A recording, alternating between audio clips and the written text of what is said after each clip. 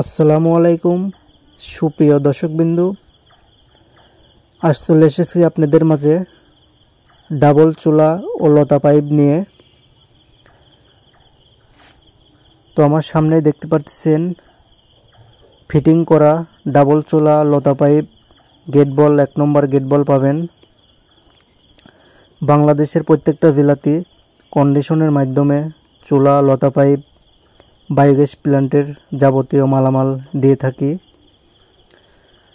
স্ক্রিনে দেওয়া নম্বরে অবশ্যই যোগাযোগ করবেন। আর যারা বায়োগ্যাস প্ল্যান্ট স্থাপন করতে চাচ্ছেন, বাংলাদেশের প্রত্যেকটা জেলাতে আমরা বায়োগ্যাস প্ল্যান্ট স্থাপন করে থাকি।